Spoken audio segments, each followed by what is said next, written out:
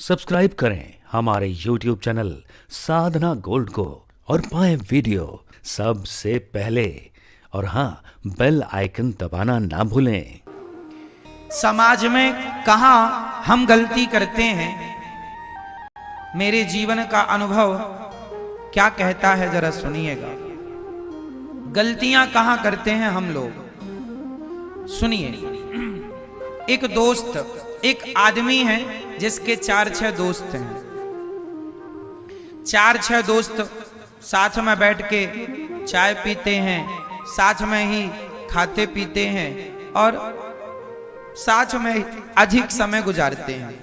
तभी क्या हुआ, उन 4 दोस्तों में जो एक दोस्त था वो सोचा कि अपने दोस्तों के साथ में व्यर्थ में समय गुजारता हूं, कभी यहां घूम रहा हूं, कभी यहां चाय पी रहा हूं, कभी यहां, तो समय व्यर्थ जा रहा है। तो एक दोस्त ने सोचा क्यों ना मैं अपना खुद का बिजनेस शुरू कर दूं, क्यों ना मैं अपना खुद का कुछ काम शुरू कर दूं। तो एक ने काम स्टार्ट किया, अपना कुछ बिजनेस, और वो उसमें आगे बढ़ने लगा।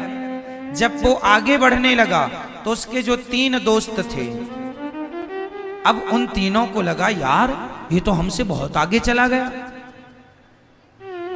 फिर वो 3 कौन हो गए, वही 3 हो गए उसके सबसे बड़े, वही 3 दुश्मन। कहीं बाजार से लाने नहीं पड़ते कि चलो भैया तुम हमसे दुश्मनी करो। दुश्मन हमें कहीं बाजार से लाने नहीं पड़ते। आप वो एक लड़का, एक व्यक्ति जो सफल हो गया तो उसके अपने वो दोस्त, वो 3 बन गए दुश्मन, और वह उसको खींचने लगे कि हम जैसे हैं तुम भी ऐसी रहो हमारी तरह। कहां आगे जा रहे हो, है ना, तुम भी हमारी तरह रहो। तो समाज में आप ये गलती करते हैं कि आप पहले ज्यादा किसी को मुंह लगा लेते हैं, फिर वही लोग जिनके साथ आप उठते बैठते थे वही लोग आपकी बुराई करने लग जाते हैं, वही आपको उलझाने लग जाते हैं, वही आप पर मिथ्या आरोप लगाने लग जाते हैं। इसलिए कहा करता हूं कि समाज में ज्यादा लोगों के बीच में उठना बैठना भी बुरा है। 4 जगह उठे बैठेंगे 4 बातें होंगी। 4 बातों में कौन सी बात किसको बुरी लग जाए और कौन सी बात का वो राई का पहाड़ बना दे। इसलिए समाज में ज्यादा लोगों के साथ उठना बैठना भी अच्छा नहीं।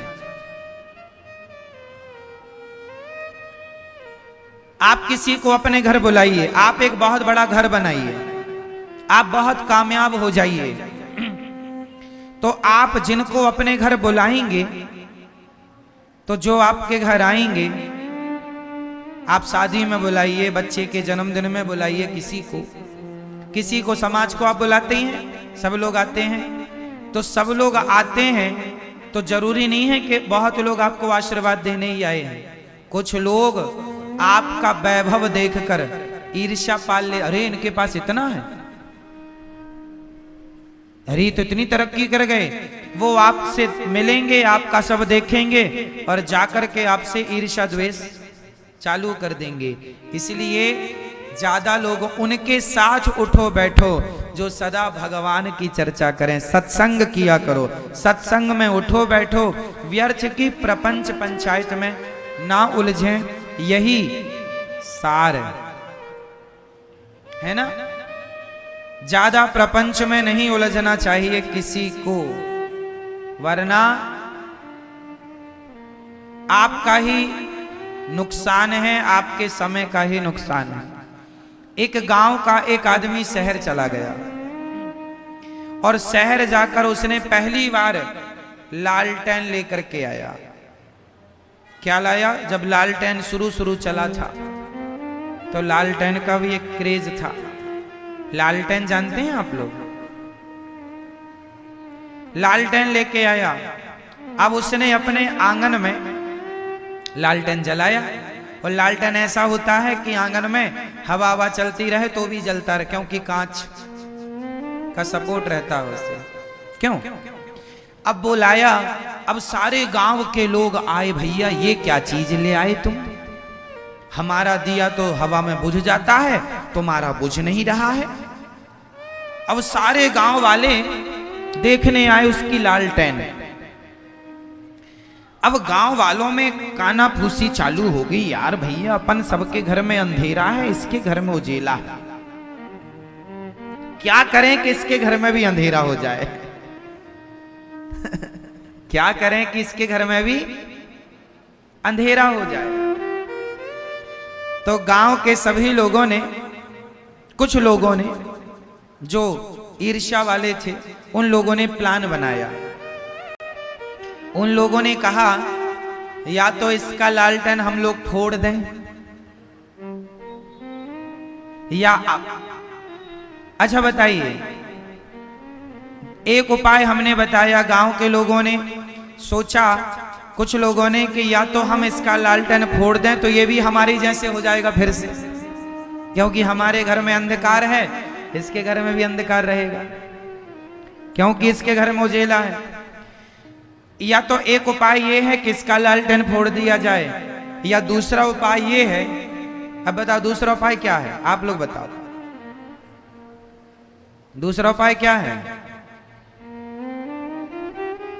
बता दो। दूसरा उपाय ये है, या अपन लोग भी शहर चलें और अपन लोग भी एक एक लालटेन लेके आए और अपने घर को भी रोशन कर लें,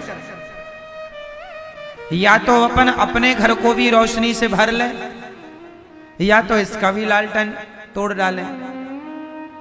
कौन सा उपाय अच्छा है? कि उसका भी घर प्रकाश से भरा रहे और अपना घर भी प्रकाश से भर जाए, रोशनी से भर जाए। इसके लिए क्या करना पड़ेगा? उसकी तरह उसकी टांग पकड़ के खींचने समाधान नहीं है, उसका लालटेन तोड़ देना समाधान नहीं है। आप अपने आप को भी इतना कामयाब बना लो कि आपके घर भी एक लालटेन आए और आपका भी घर प्रकाश से भर जाए। तो जीवन में ये सबक हमें लेना सीखना चाहिए कि हम दूसरों को देखकर जलना बंद करें और अपने को भी उसकी तरह कामयाब बनाएं। अपने को भी हम उसकी तरह कामयाब बनाएं, ना कि उसका पांव पकड़ के खींचे।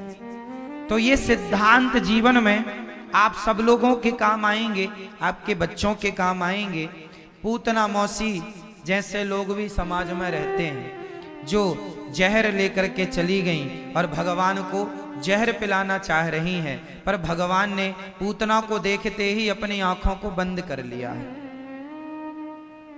पूतना मौसी ने अपनी आंखें, बोलो मेरी मां, अपनी आंखें बंद कर ली।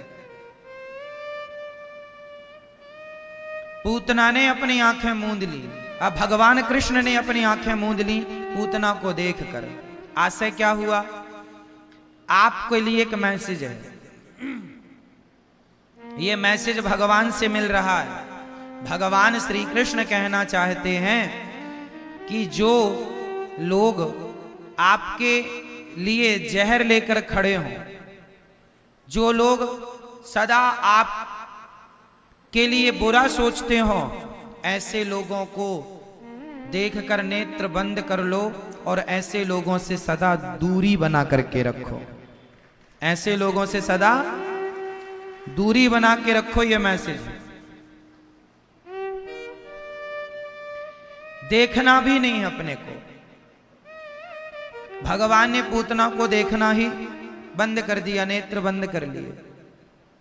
देखना भी नहीं चाहिए ऐसे लोगों को जिनके मुख में तो राम राम है, बगल में छुरी है। ऐसे लोगों को देखना नहीं चाहिए।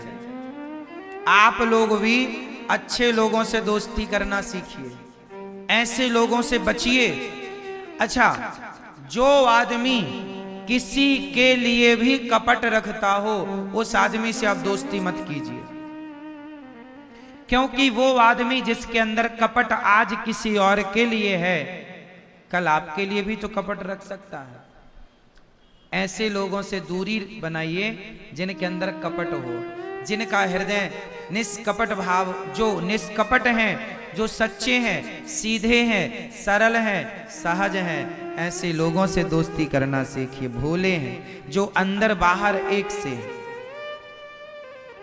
भगवान कृष्ण ने नेत्र बंद कर लिए, हम देखना भी ठीक नहीं समझते, क्योंकि पूतना का तन सुंदर है, मन सुंदर नहीं। देखो मैसेज है ये आपके लिए, है ना।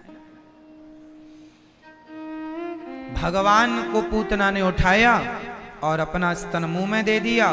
भगवान ने जहर पिया, जहर पीने लग गए भगवान। और जहर पीने के बाद भगवान ने क्या किया, थोड़ा दूध था, दूध पीने लग गए। अब थोड़े से प्राण थे, पूतना के भगवान श्री कृष्ण ने प्राण पीने शुरू कर दिए और प्राण पी करके पूतना को मार दिया भगवान ने। इससे क्या मैसेज मिला?